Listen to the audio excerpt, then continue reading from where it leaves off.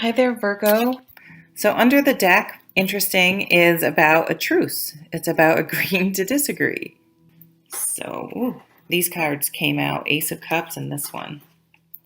Oh, and the Three of Pentacles. And the Seven of Pentacles. I am going to read them in threes and then sort of put them all together because it would just be more manageable for me. So, aces are new beginnings in the suit that they're in. Cups are emotions, how we feel about things, right? So you're going to have a new start in how you feel about something. So far in this row, it's about work, home, health, family,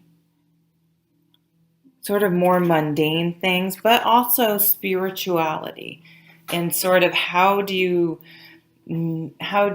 combine your spiritual needs with the material world and what we need to do to live, sustain ourselves.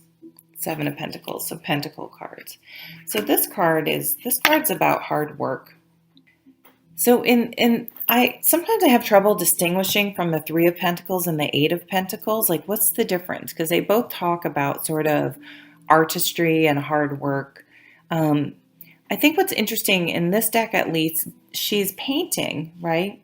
But there are people watching and admiring. So this is more work for profit, like things you do to make money. It can be, and look at this card, she's a beautiful artist. So it can be about artistry.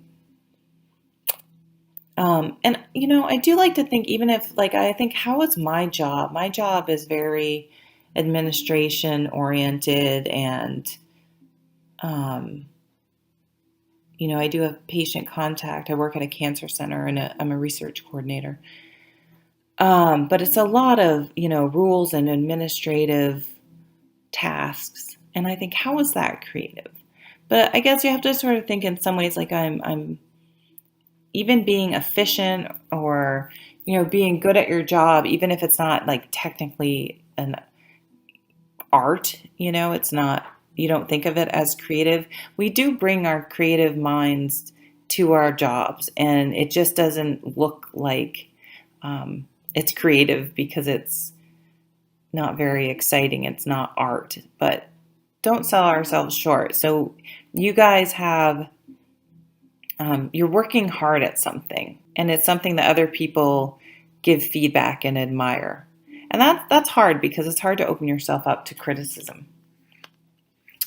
And the Seven of Pentacles says, I get the feeling you're still not where you want to be, because you're at the three, and it's a lot of hard work. And the Seven of Pentacles reminds us that there is a cycle to things, and it's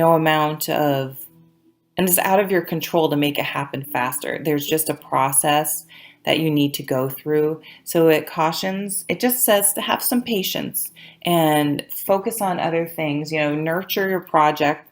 Just keep nurturing it, but don't try not to let it get you upset or get impatient or sort of try to force things, because that's just not the way how this is going to play out.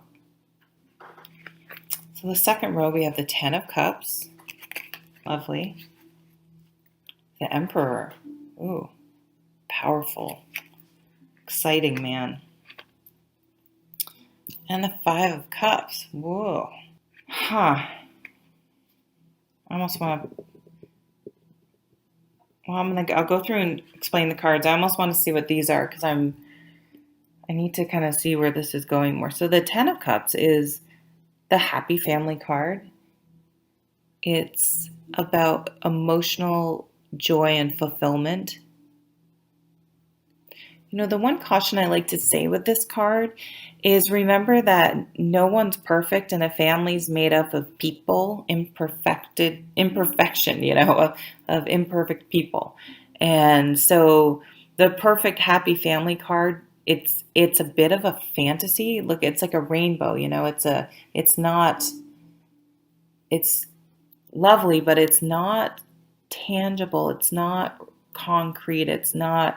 You just don't have it, and it will never be perfect. It's always a work in progress, which mirrors back to the Seven of Pentacles. It's you need to just keep nurturing it, but you can't force things to happen.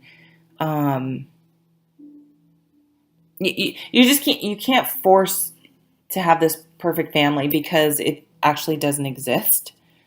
So just not very few of us are going to live in a castle and stuff. So you have to adjust it so you don't have unrealistic expectations. That's what I'm trying to say.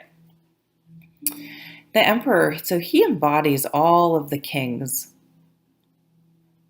He's an amazing leader.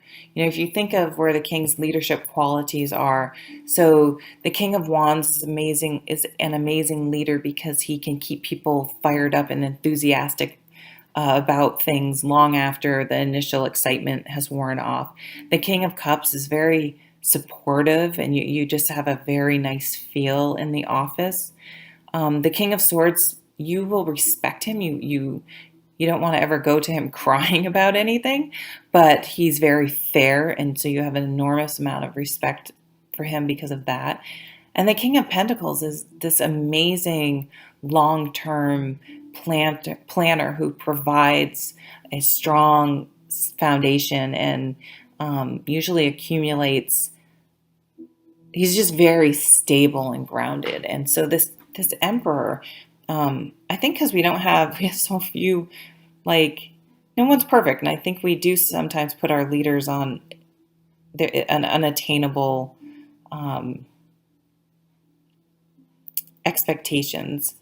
Here we go back to managing expectations, huh?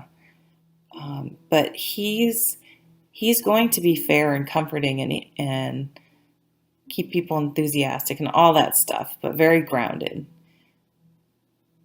So this guy is at the center of the reading. So then we have the Five of Cups.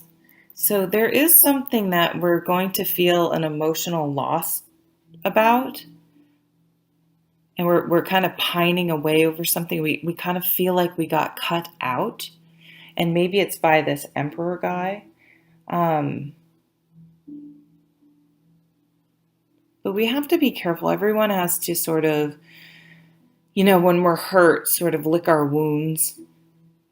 But this cautions you that you may be sort of obsessing and pining away over something or someone you can't have. And you really need to ask yourself if that makes sense. Or, if something's just changed and gone, it might be time to move on and just sort of, accept it, agree to disagree that it wasn't going to, couldn't work it out.